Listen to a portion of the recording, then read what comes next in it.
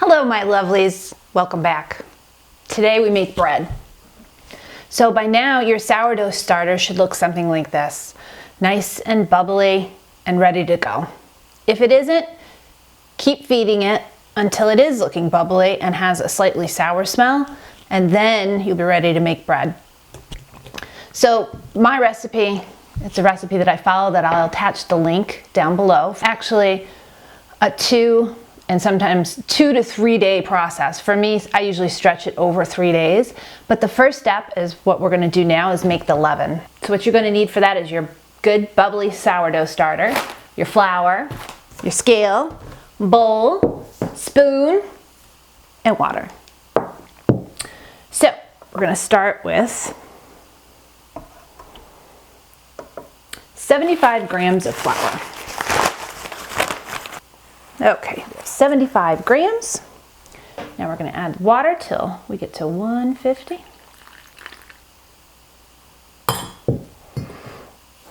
Okay.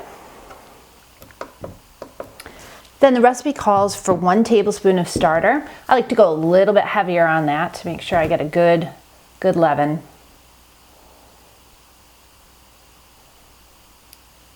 So I'll actually put 2. Okay, then just mix that all together.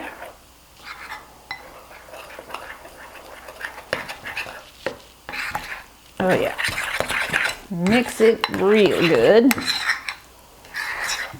Okay. Then, when you're done mixing, you're just gonna wrap it and leave it somewhere on the counter in not too cold, not too warm of a place overnight. So tomorrow we ride. I told y'all bitches we ride at dawn, or we sleep in till 8:30 and then get all coffeeed up and then make bread. Whatever works. So hopefully your leaven looks like this, nice and bubbly and ready to roll. Okay, so how you test it is you have a little glass of water and you just take a little smidgen of it and plop it in there. Use your finger if you gotta. And if it floats, like this does, that means it's ready. So again, you're gonna need your scale, you're gonna need your flour, you're gonna need some salt. I like the pink Himalayan salt, mostly because it's pink, and water. So it's simple, 3 ingredients: flour, salt, water, and magic. Oh, 4 ingredients. If you include magic, it's 4. So, it's really simple. It just takes patience. But you're home, you're quarantined, you got time. So find some patience and make some bread. Bread makes it all better. Comfort food, comfort carbs. We need this. Okay, so let's start. Okay, we're gonna take the leaven. I have a big bowl here. This is my grandmother's beautiful bowl. I love baking in. It's so big, it's heavy. I can do everything I need to in it. I can knead in it. I can mix in it. I can just stare at it for hours. All right, we're gonna put in the leaven. Ooh, look how gooey and good that is. Nice. Okay, get it all out. There we go. And then right here, we have 475 grams of water that we're gonna put with the leaven. And then we're just gonna give it a stir. We wanna break it all up into the water. And stir. Nice soothing water. Taking your mind off of all the craziness outside. And all the craziness inside if you're stuck at home. Okay. So that looks lovely. So here we have, it looks kind of like milk. Okay. And actually, I'm gonna go ahead and get all of this out of here. I don't wanna waste. We cannot waste right now. Especially flour. In my stores, there's no more flour left. So I had to use what I have in the house.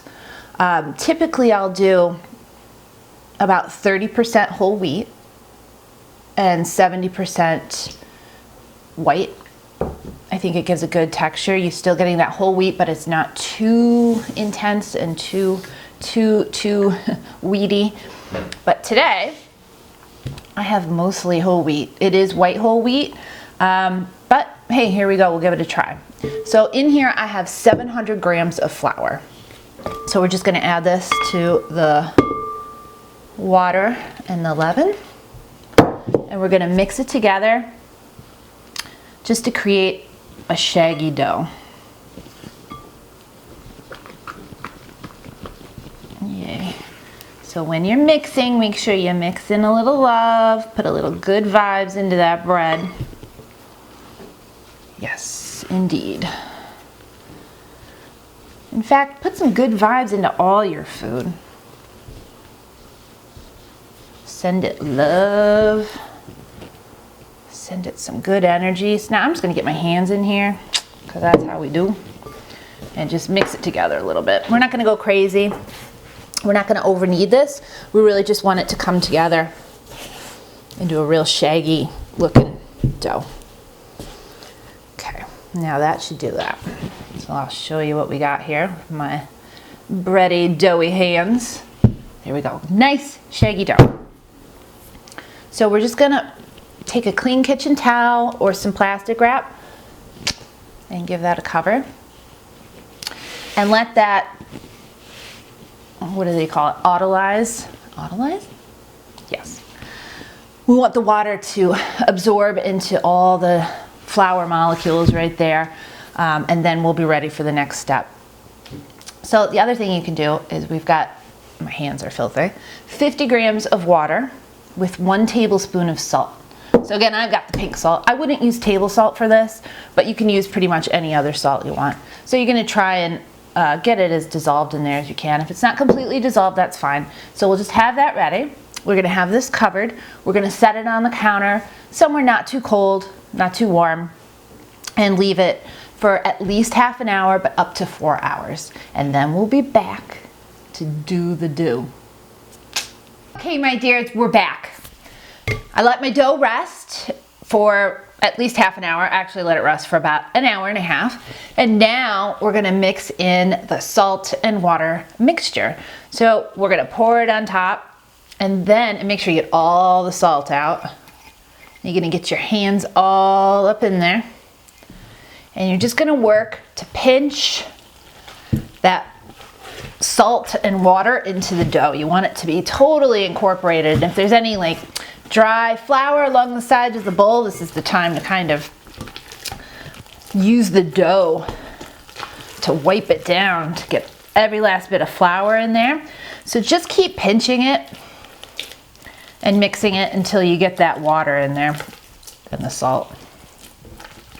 This makes kind of a really wet, gooey, sort of loose dough. I have noticed here, since I'm using mostly whole wheat, that it's a little bit drier than normal. So this texture seems a little different to me, but it'll work. I can feel it here. So that's pretty good. Once you get that salt and water all mixed in there, we're gonna start the kneading process, which isn't really exactly kneading. What we're doing is folding it on itself 4 times. So starting at the top, we're gonna pull up that dough, see if you can see me, and pinch it over. Then we do a quarter turn, pull up that side of the dough, fold it over. Another quarter turn, pull up that side of the dough. As you can see, it's still kind of loose. It hasn't making a really nice dough consistency yet. So pull up that side, pull it up, and fold it over and pinch it down. Okay, so now, patience. We're gonna wrap it, cover it, we're gonna leave it for half an hour, and then we're going to fold it over 4 times again. We're gonna do this for a total of 6 times. So I'll be checking in.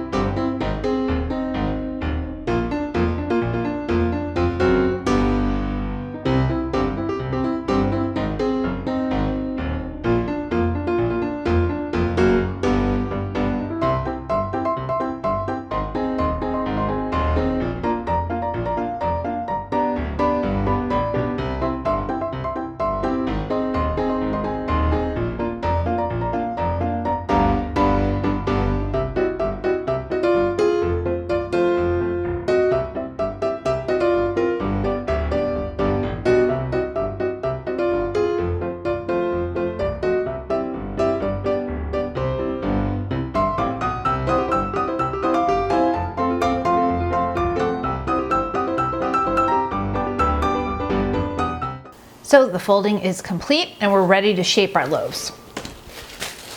I'm going to take a little flour. I've got a nice board here. I'm just going to lightly flour that. That wasn't really lightly, to be honest. That was heavily. So I'm just going to put some of that back. There we go. I'm going to turn my dough out onto that board. Ooh, it's nice and gooey. Okay. Set that aside. As you can see, I have my proofing baskets. So you can either use proofing baskets or bowls lined with a kitchen towel. Just make sure that kitchen towel is heavily floured or it'll stick to the dough. And if it does stick to the dough, it's really no big deal. Just scrape it off and continue baking it. It'll just look a little rough, but it'll taste fine. So what we're gonna do is we're just gonna cut this into two. I've got my little bench scraper here.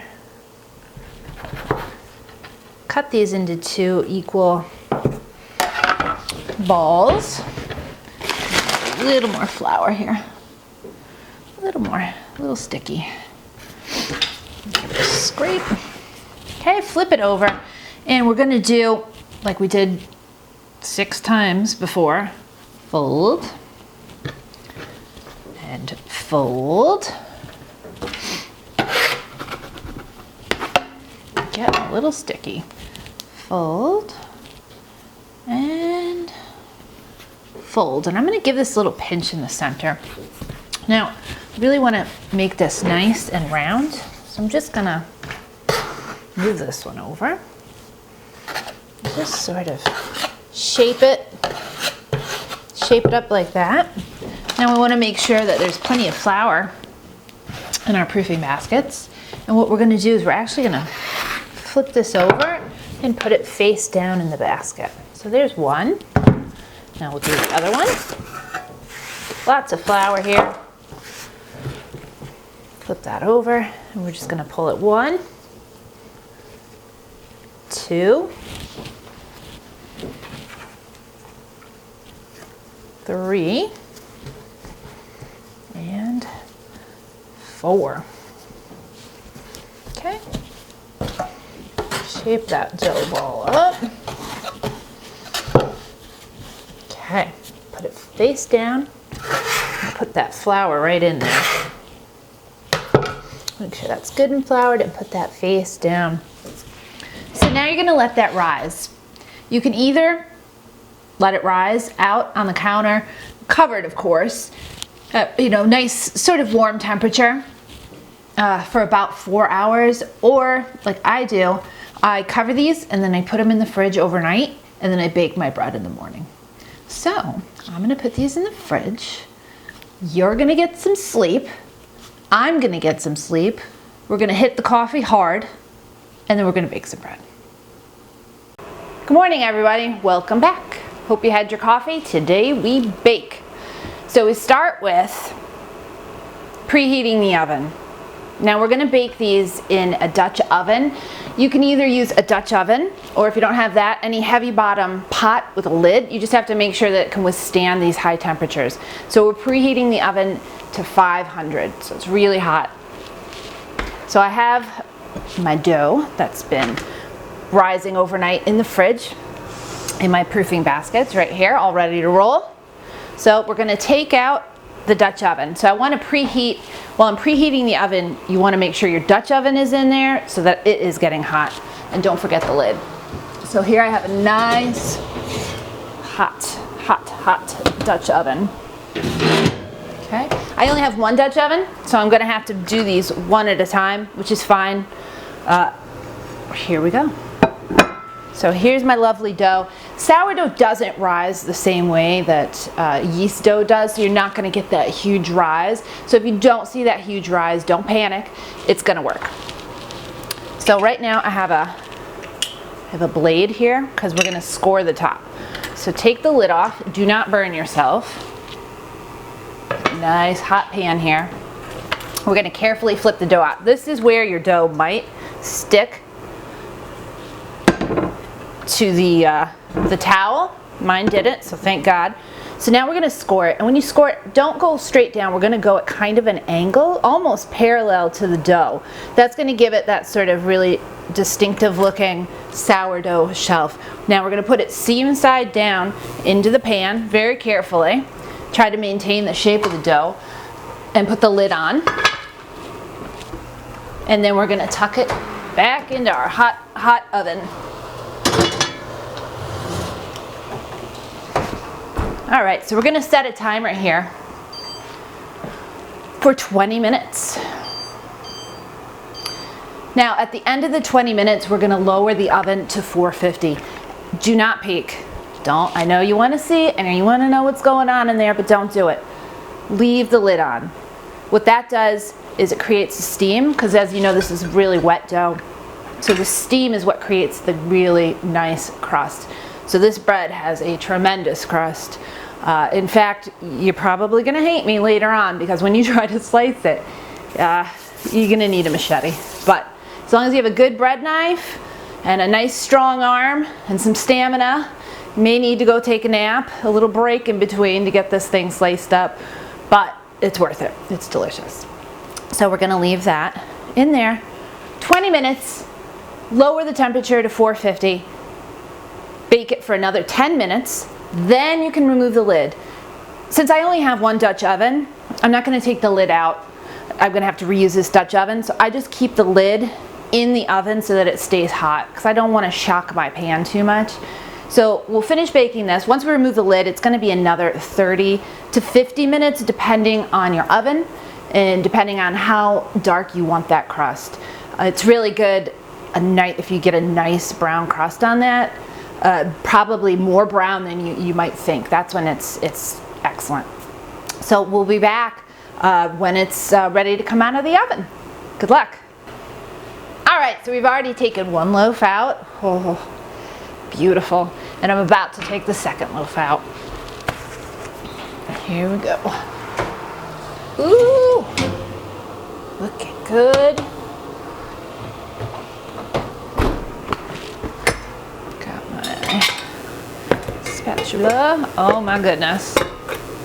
So here is loaf number 2. Beautiful. These turned out perfect. So we're gonna have to slice into one of these here and give it a whirl. All right, so I'm gonna slice into the loaf that I took out first. You wanna let it cool a little bit before you slice it. And wish me luck. Here we go. Told you, heck of a crust. Ugh. Oh, looking good. Oh yeah. Wow, can you see? It's got all the nice little holes in it. It's got super crust. Oh, it smells so good. I got butter. Because, yeah. Oh my God, yeah. So get some good butter. Slather it on.